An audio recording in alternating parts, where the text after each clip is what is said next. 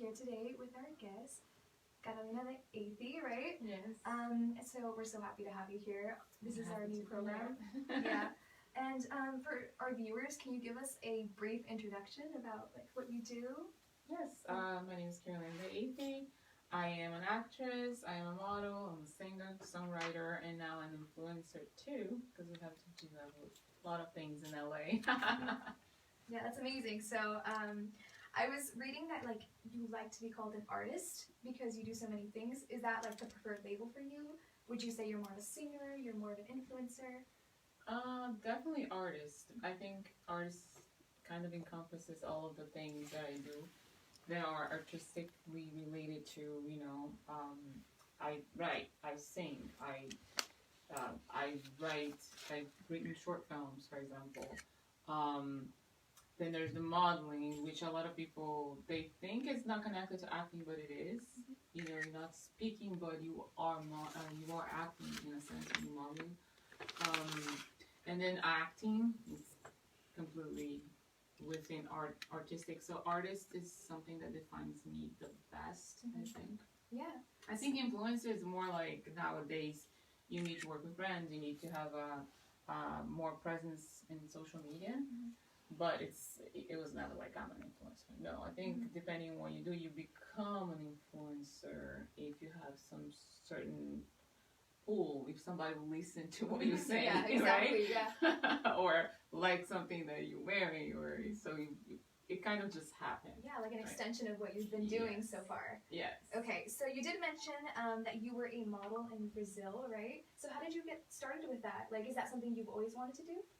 No, I'm trying to think if there was something that I did in Brazil, because I model a lot more in the United States, and it started in Texas actually with the peanut stuff and football magazines and stuff like that, and then I went to Chicago, ended up actually doing runway and touring the United States with a group of runway models, and then print, which I still do, and and I do runway too. It's like whatever it pays. Yeah, yeah. Do you have one that you prefer more? Do you like doing runway, or do you like doing print? It's different, right? Because runway is it's live, you're there, so there is a little bit of a thrill. Yeah. Because there's so many things that go wrong actually behind scenes, and you're there, and people are falling down. I've been to once hair show, and somebody just fell in the middle of the runway. So there is definitely different. There is a thrill to walk. You feel very poisoned, right? When you come in, you have to have that mood, that vibe. They're like, I'm the shit now. Yeah, you know what I mean? So I like that. Yeah. I miss it. Print is more controllable. I love print. It normally pays well, but it's a lot more controllable. You're on a set, and you're doing photos, and they're gonna be edited. The only thing I don't like about print is that 9 out of 10. The picture that you love is not the one they're gonna choose. Oh, yeah. The brand, or they always choose something else and have a different vision than you when you see yourself. Yeah. It's interesting too, because that's kind of how film is and acting, where it's takes, and kind of versus live theater, where it's very different, right? Very different. So speaking of acting, you then started acting in Brazil? In Texas. Oh, in Texas. So all your opportunities came from your move, right? Yeah, the only thing I was doing in Brazil was music. Yeah. I mean, I was involved with music. I did a couple of modeling gigs too, but music was a huge part of my childhood, because I grew up in church, so I was part of choirs, I've been part of different choirs, and I actually, the first time I came to the United States, it was a youth choir. It was 120 teenagers and orchestra, and then we also toured through the U.S. And so I grew up like this, and I sang lyric too in Brazil. And when I came to the United States, and I also I had that dream too. I need to speak the language. I need to speak English to be able to write in English, to be able to sing in English, which was the drive. But then I bumped into acting in Texas. I met a writer who was always hired by other writers to bring those visions to life. So he did a ton of short films, and they were all horror films. Yeah. All horror A lot films. of screaming or what? Yeah. And he hired me. I don't remember how we met, but he hired me. So I feel like I've died in every single possible way. Yeah. Like knife, guns, pitchfork through the wall. Yeah. Like, Wow. you name it. Yeah, but it must have been a fun set, right? Like, you got to learn a Well, lot. you have to cough up a lot of syrup. Yeah. I don't like I the heard syrup. it's really sticky. You get Very blood sick. on It's you? just thick. Is it the one that It's smells full like of sugar. peppermint? Is it the smell? No, this one was like sugary, very Yeah. thick, Yeah. red, but you know, you always like. Oh, it can get it like on your neck or Yeah, something. I yeah. remember, you know, he killed me in the woods too, like choked me and then he was spitting that. Yeah, like the leaves sticking or something. Delicious blood. Oh my god. Oh, okay. Delicious blood. No. Okay, so you did say you listen to different music, right? So were there any particular genres that you really enjoyed growing up that have influenced your current music? Yes. I listen to a lot of pop music. But I also listen to a lot of Brazilian music. Brazil. So, and there is like Brazilian pop, which is called MPB. And Bossa Nova, which is old from like 60s, 70s. But it is the best music in Brazil. Still. To this day, it's not gonna change. Nobody's gonna get it. It's just like Michael Jackson. It's not gonna have another one. Nobody's gonna be better than him. He's the king. Just like that. Bossa Nova is like, you know, it's forever. So I was very influenced by both. But there was always a specific thing that I noticed in pop, because you like pop music. It's fine. You can dance. It's cool. You know, like in mixing genres. I like to mix the genres. But one thing that stood out to me in certain people, certain artists, is that they were trying to actually send a message. I've always been drawn to that type of stuff. So with Michael, for example, I feel like he wanted to say so many important things, and he used his music to do that. And I think I aspire to do that one day. Because nowadays you can't. Like, you have to be the pop. It has to be the pop song. It has to be something about love or about, you know, like not too serious. And when you're talking about topics that are very serious right now, I feel it's a little more challenging. Then you don't find meaningful, you know, music anymore. If that makes sense. No, it makes sense. Also, I think like maybe like social media is changing that, right? Like it's not even the full song that's important. It's like the little clip. You get the viral clip, right? Yes. And you publish your music there too. So essentially, you will be paid for that also. That's really Although it's peanuts.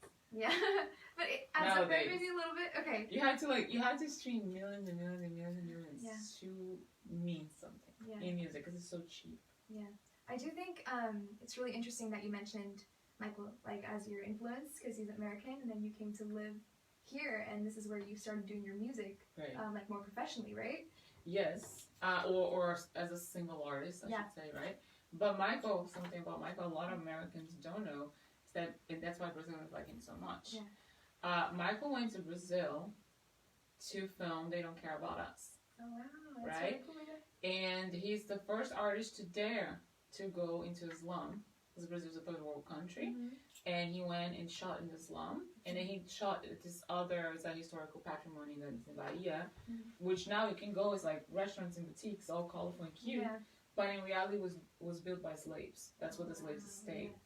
So Michael was a genius. He impressed me very much because he thought about it, what the song is saying, right? They don't care about us. If Roosevelt was living, he wouldn't let this be. And then he goes back to his roots and say, I want to go to the poorest place and show the world what misery is and where it came from, because it started with slavery. All of that happened, and then when I got here, the clip was censored because they said they didn't want to show America the poverty, real poverty, real misery. So he had to go and shoot another video in jail, the one that he's dancing in jail. It's a different version. But the original version, today if you go to YouTube and you put "They Don't Care About Us," you see when you visit there, you see T-shirts with him there because he also used the largest drums group in the world, which is Brazilian, and he plays with him. It's over 100 drums. It's called Olodum. Oh, that's Yeah, amazing. so you can watch now on YouTube the Yeah. original, Yeah. and he's vibing with the drums. It's so awesome. That's amazing. So, would you say you know all this because you're a big fan of his, Oh, or is it on I top love of him. like To how me, it's- everyone loves him there too? Like, So that's a caveat because everybody loves Michael, like you like Michael, but I actually read the lyrics. I knew like the message. Yeah. He talks about so many things. There are so many songs that are really meaningful. But being a Brazilian and seeing that, because he was all over the news there, he was everywhere, and you're like a kid and you're watching and you're like, oh my gosh, this dude is so amazing. Yeah. And he was. Okay, so like as an artist yourself who's putting out music, so you come to the U.S. and you start putting out on these platforms your first single, right? Can you tell me about that and what made you like decide this is the moment to put out this song? I had, at the time I was here, but my cousin who lives there, he was like, I'll help you, because you're gonna come here, and I had these people, and he had a studio, because producing music is very expensive. That is the issue with every single artist, is how can I make my songs, record, publish, without all this money, because it's ridiculous. Here in LA, it's ridiculous. Go check the, like, studio time, and how much they want for a single. If you work with a producer, sometimes they ask you for 40 grand. It's ridiculous. Like, it's kind of surreal. So at the first time, he said, I'm gonna help you. And it was like to try out, and I went there, but it was so tight.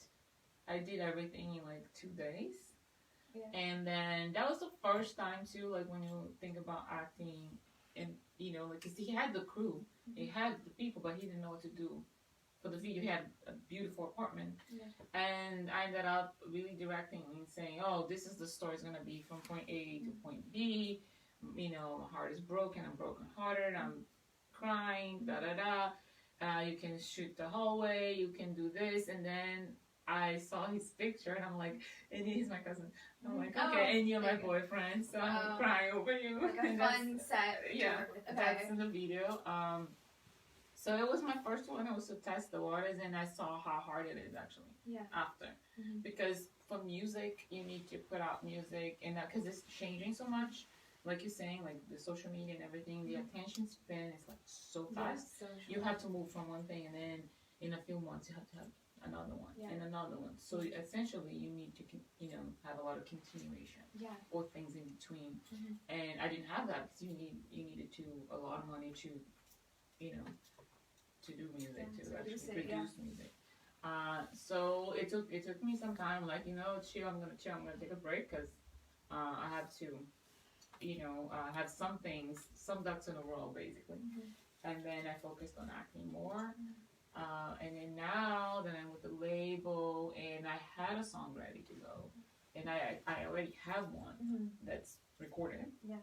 So I need a music video, but that's what it took. Yeah. And having the support of the label with So Bold Entertainment. Yeah. That's really good. Yeah. The support of the label and bring me in, and that helps a lot too, because they're solely, very focused on Spotify. Yeah. Yeah. So I want to talk about your most recent single that our own Lynn Tang produced. Yes. Here. Yeah, shout out Lynn. And it had kind of a journey too. Can you tell me about the songwriting for that? And because it's based on Besame Mucho, right? Besame Mucho. Yeah. Well, I mean the writing, but you want to know the lyrics? Yeah, like how did you put your own spin on this version to make it your own and really tell what you wanted? It started with me and a good friend who's an actress too, Christina De Rosa. We were talking back and forth. We should do a duet. She has a beautiful voice. We should do a duet. We should do a duet. And she's like super energetic. Like she doesn't need coffee or anything. She's so energetic. So she would bombard me with like, maybe we should do this. Maybe we should do that. Maybe we should do that. Oh, maybe we should get a hook from one of the songs. There's like an older song that is public domain. And so she would send me all this stuff, and then I'm like, let me think about it. Because this is my process. I write, but I normally don't write like little things here and then there. You know, a lot of writers do that. They take They notes. save it. Yeah. For later. I might make a note and or record a sound if I get a sound. And this is the thing too. Most people that write music, they write the lyrics and they look for the beat. It's separate. For me to write, normally they both come together, right? So I get the melody in my head and then I start writing. And I finally got Besa Mucho and I was like, oh, this is a good hook. This is a good hook. And then I wanted to talk about what women really want from a man. And then I keep hearing from every time you're with your girlfriends, all these things comes up and they're like, oh, you know, guys, it's not about just bring the flowers. You need to, you know, keep me satisfied. You need to do this. Women today are more independent, more, you know, like there are certain things that guys, men would, I feel, based on everything that I heard from my girlfriend, more selfish and not really please the girls. You know, if they're good type of thing. And I've heard so much of that when I was doing Runway. From some of the models. And there's also like the romance, don't allow romance to go out of your, you know, relationship or whatever. So I started writing based on that. And then incorporate the Besame. And we were working with a producer and then it didn't work out because he lost the studio. And then it kind of quieted down for a while until I signed up with my label again. I actually went to Brazil, and then I had it. Still, the idea was to be a duet because I wrote it as a duet. And I went to the studio to do a collaboration with this Mr. Blarney, who is a UK rapper. And then I was there, and the guy said, "Why don't you record the whole song, both parts? This way you have an entire song." And then if the duet happens, but if not, you have something. And then I did it. And then I did every single voice, all the harmonies. I had to do all of them separately myself, but I didn't. He was right because I ended up releasing it. Alone.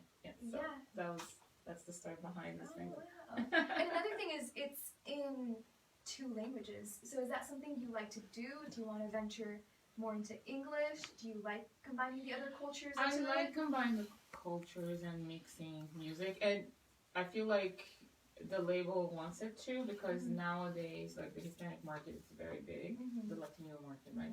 And but then I speak Portuguese too, so like this other song that I have, I sing a little bit of Portuguese in it, and the original Love has Portuguese.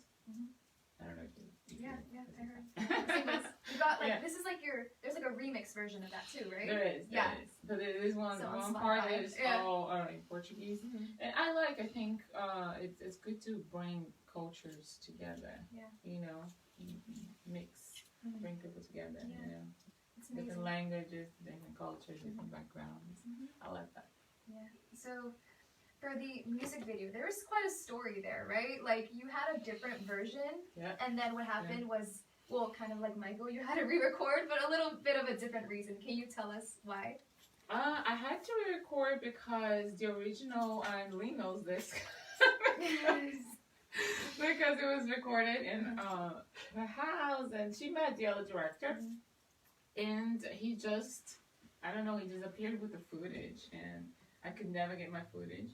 And we had really good stuff, right? And it was so beautiful.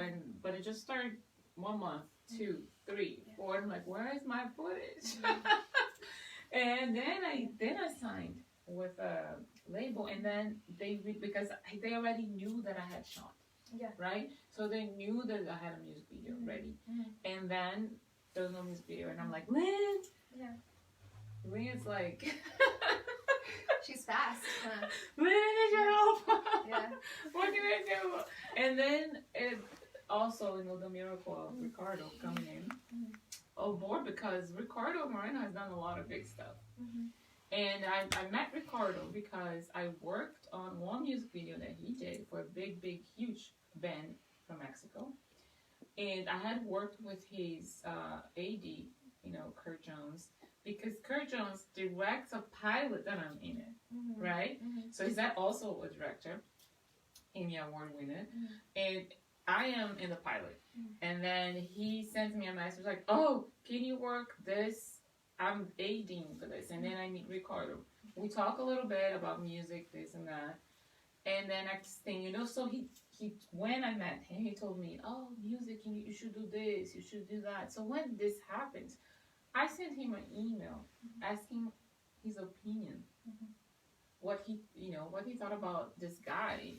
Why did he disappear with my footage? Is this normal? I emailed 2 directors about this, and that I felt like, because he worked so much with music videos, the other one was just movies, and gave me his opinion too, which was not good. He said he's not professional, but with Ricardo, not only gave me the same feedback, but he said, "But I am gonna help you.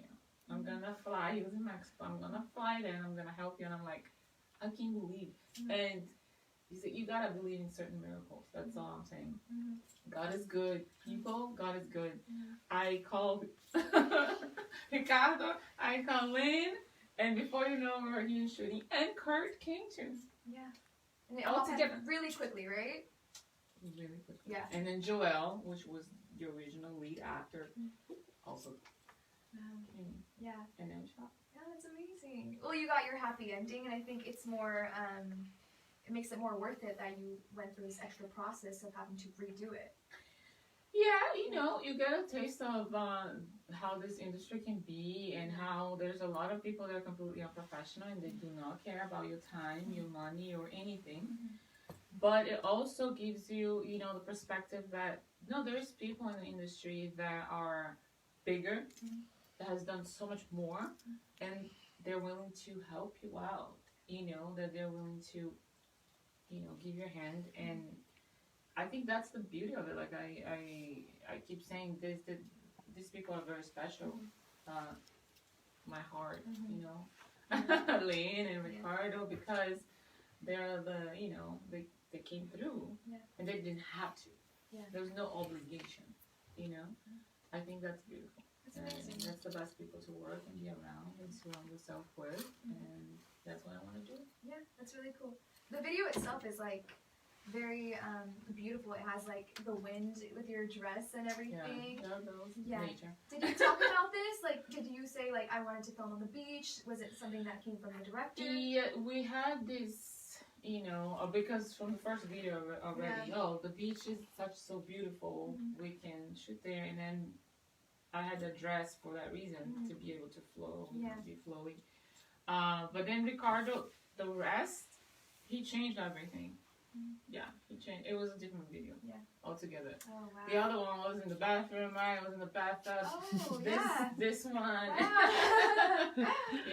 This one was like, a different approach. What he asked, from Joel and I to do is completely different from the first one. Yeah. You happy with it? Yeah. That's really, really good. I know it looks, when you watch it, looks very sexy. Yeah. I was like, I don't know if you want to talk about it. It's a very sensual take on this very romantic song. Very, well, Ricardo wanted to be almost like a Calvin Klein ad, and he wanted Joel to take his shirt off and all this stuff, which didn't happen. But, so next time, girls. But I felt like, it's so funny because when you watch the video, it feels so sexy, like, ooh, wow, what's going on? But when we were filming, I was laughing the entire time. I don't even know how Ricardo was able to do this, because he would tell me exactly. He would say, touch his arm. Say beso en el Now, can you touch her arm? Can you kiss her arm? Like, it was so, he was great, like, Ricardo, because he's done this so much. And I think I haven't been that close to an actor, like, and so he made me feel so comfortable. And Joel is a pro too, so he was always checking me, is everything okay? Are you alright? Blah, blah, blah, blah. Very, very gentleman-like. So I couldn't have asked for a better team. That's great.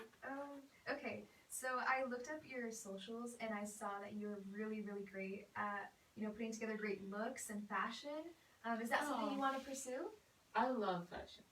I love fashion. If you see my closet, I mean, you're dressed great you can today. get lost I think in you look it. amazing. Thank you. Yeah. I love fashion so much because I think it can say something about you without you saying anything, right? Yeah. And it also can reflect your mood, how you're feeling that day, right? Yeah. I change a lot. You could, see me one day that I look like, I don't know, super summery and, I'm so upbeat. And then the other day I'm like more like today, I mix soft and hard and hard and soft. I love to do that. So fashion, it's something I love. I do want to, if I can, one day, have a fashion label. Yeah. With my name and stuff that I design. And I've always designed stuff. I would like draw and give it to my mom. Can you make this?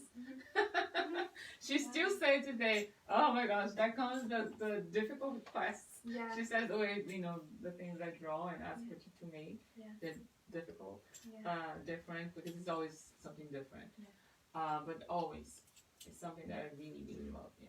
It's amazing because you seem like you're so creative with so many things, and it's really very, very creative, very, very Pisces. Yeah, and Very it's gone dreamy. into like songwriting and acting and fashion and everything. Yes. Yeah, Love acting. Love acting. that's great. It's so it fills my heart. Okay, so lastly, I just want to give you the space if you want to shout out any projects you're working on currently.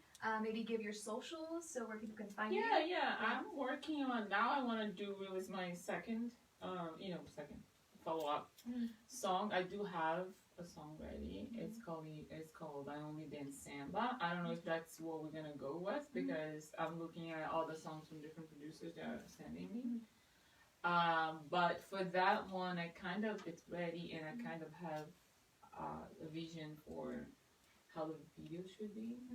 So I want to do that. I'm waiting on the pilot that I did, which is the one that Kurt Jones directed. Is The Adventures of Bohan and Santiago. It's extremely funny. I don't know why, but I do feel that pilot can actually go somewhere. It's very multicultural. It's two male leads. One is Latino, one is Asian. I play the love interest, or one of the love interests. I'm have a supporting role to the Asian lead. And it's broad comedy, like really big, really funny.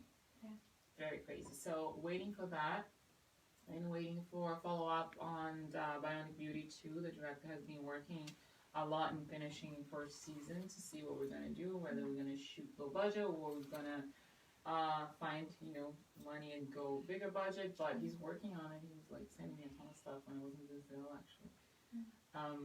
So all these things. And on socials, it's my name, always, Carolina de Athey. Except Twitter for X. X is de Athey. Everything else is Carolina de Athey across all of them. Yes. That's amazing. Okay, well, it was so lovely to have you here. Oh, thank you for having me. Thanks for having me, guys. Yeah, thanks to everyone who's on the go download my song, stream. Yeah, Spotify, right? And then you can check out the Besame music video. It's out. Yes. So that would be on YouTube as well. And so thank you so much, Naya TV. I hope you liked it, and thank you for watching. Thank you for watching.